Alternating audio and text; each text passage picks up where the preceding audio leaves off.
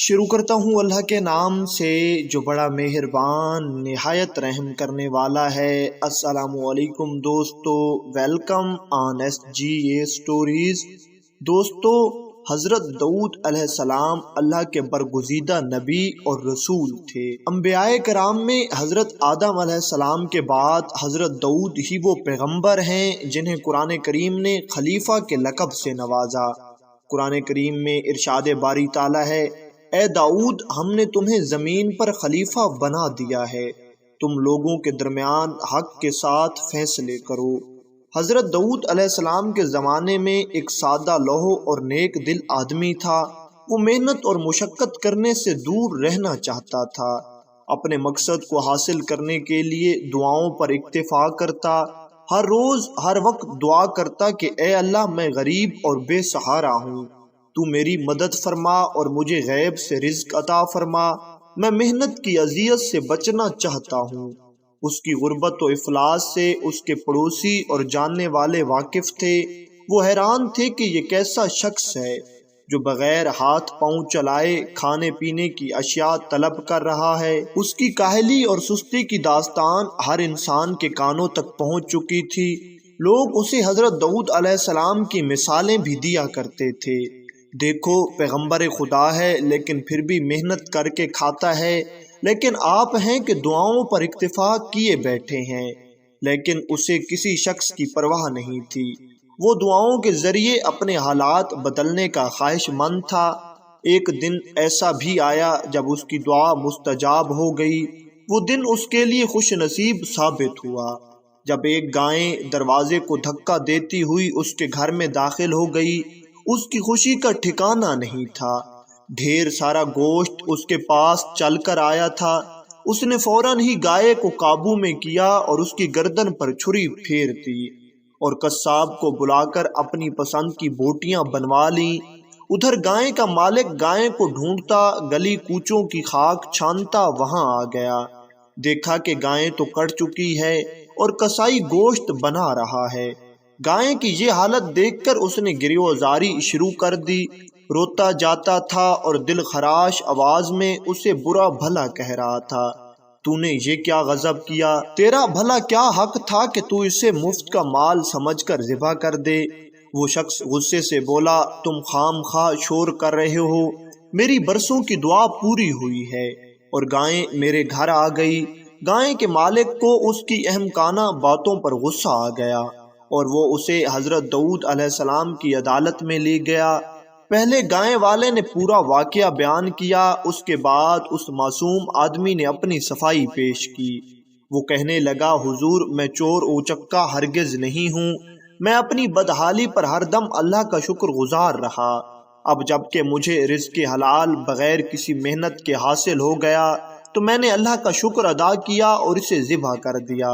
حضرت داؤد علیہ السلام نے اس کی بات سن کر فرمایا، فضول باتیں چھوڑو اور ایسی دلیل دو کہ جس سے ثابت ہو کہ کس کی گائیں بغیر اجازت پکڑ کر ذبح کرنا جائز ہو۔ بہرحال تمہارے بیان سے یہ بات ثابت ہو گئی ہے کہ وہ گائے تجھے گائے کے مالک نے نہیں دی اور نہ ہی تو نے اس سے خریدی ہے، لہٰذا اس کی قیمت اس کے مالک کو ادا کر دے۔ اگر تیرے پاس قیمت نہیں تو پھر کسی سے قرض لے لے، بچنے کی بس یہی ایک صورت ہے۔ دعا مانگنے والے نے آنکھوں میں آنسو بھر کر کہا، اے داؤد پیغمبر، آپ بھی وہی کہنے لگے جو سب کہتے ہیں؟ اس کے بعد اس کے دل سے ایک دردناک آہ نکلی، اے میرے دل کی بات جاننے والے، تو میری مدد فرما، اور یہ کہہ کر دھاڑے مار مار کر رونے لگا۔ اس کا رونا دیکھ کر حضرت داؤد علیہ السلام کا دل بھی نرم ہو گیا اور انہوں نے گائے کے مالک سے کہا، اے گائے والے، مجھے ایک دن کی مہلت دے تاکہ میں تنہائی میں اپنے رب سے ہدایت حاصل کر سکوں، وہی سب کے بھید اور رازوں کو جانتا ہے۔ داؤد علیہ السلام نے اپنے گھر کا دروازہ بند کر کے تنہائی میں اللہ کی عبادت شروع کی اور اس معاملے میں مدد مانگی تو اللہ تعالیٰ نے ان پر تمام اسرار کھول دیے اور تمام باتیں ان کے دل میں ڈال دیں۔ داؤد علیہ السلام نے اللہ کا شکر ادا کیا۔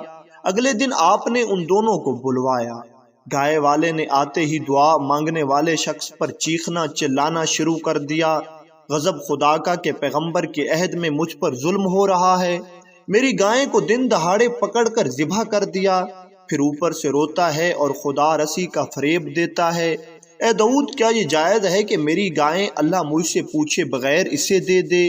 حضرت داؤد علیہ السلام نے اس شخص کو ڈانٹتے ہوئے فرمایا، اے شخص، زیادہ باتیں نہ کر، میں نے ابھی اس مقدمے کا فیصلہ ہی نہیں کیا۔ بہتر ہے کہ تو اپنا سارا مال اور جائیداد اس دعا مانگنے والے کے حوالے کر دے، ورنہ تیری سخت رسوائی ہوگی، اور تو نے جو ظلم و ستم کیے ہیں وہ بھی ظاہر ہو جائیں گے۔ گائے والے نے جب یہ سنا تو غصے سے اپنے بال نوچنے لگا اور بولا، اے داؤد، تم نے اچھا فیصلہ سنایا اور مجھ پر ظلم و زیادتی کی انتہا کر دی۔ یہ سن کر داؤد علیہ السلام نے گائے والے کو اپنے قریب بلایا اور کہا، اے بدبخت، باز آ جا، کہیں یہ ہنگامہ آرائی تیری ہلاکت کا سبب نہ بن جائے۔ جو تو نے بویا ہے اب وہ کاٹ۔ جا، میں حکم دیتا ہوں کہ تیرے بچے اور تیری بیویاں اس دعا مانگنے والے شخص کے غلام اور لونڈیاں بنا دیے جائیں۔ یہ حکم سنتے ہی گائے والا دیوار سے اپنا سر پھوڑنے لگا۔ وہاں موجود لوگ بھی گائے والے کے حال پر ترس کھانے لگے، لیکن وہ اس بات سے ناواقف تھے کہ اصل وجہ کیا ہے۔ ان میں سے ایک دو آدمیوں نے جرأت کی اور حضرت داؤد سے عرض کیا، اے اللہ کے نبی، ہم سب حیرت میں ہیں، آپ کی ذات سے ایسا ظلم سرزد نہیں ہونا چاہیے کہ ایک بے قصور کو آپ اس طرح کی سزا دیں۔ ہمیں بھی کچھ سمجھائیے کہ جس شخص نے اس کی گائیں ناحق پکڑ کر ذبح کی اور پھر اسے کھا گیا، اسے آپ نے بری کیسے کر دیا؟ ان کی باتیں سن کر حضرت داؤد علیہ السلام نے فرمایا، اے لوگو، شاید اب وہ وقت آن پہنچا ہے کہ جب اس گائے والے کے پوشیدہ راز سب پر ظاہر کر دیے جائیں۔ آؤ تم سب میرے ساتھ جنگل میں چلو تاکہ سب اس راز سے آگاہ ہو جائیں۔ یہ سن کر سب حیران ہو گئے اور جنگل کی طرف چل پڑے۔ داؤد علیہ السلام نے کہا، اے لوگو، اس جنگل میں ایک بہت بڑا اور گھنا درخت ہے، مجھے اس درخت کی جڑ میں سے انسانی خون کی بو آتی ہے۔ کیا تم جانتے ہو اس درخت کے نیچے ایک آدمی کو قتل کیا گیا تھا؟ نہیں، تم نہیں جانتے، لیکن وہ جانتا ہے جس نے زمین و آسمان اور قاتل و مقتول کو پیدا کیا تھا۔ حقیقت یہی ہے کہ اس گائے والے نے اپنے آقا کو قتل کیا۔ یہ شخص اصل میں اس مقتول کا غلام تھا۔ اس نے دھوکے سے اپنے آقا کو قتل کر کے اس مال اور جائیداد پر قبضہ کر لیا۔ یہ دعا مانگنے والا اسی مقتول کا بیٹا ہے۔ اس زمانے میں یہ بہت چھوٹا اور ناسمجھ تھا، اس لیے یہ اصل بات سے بے خبر ہے۔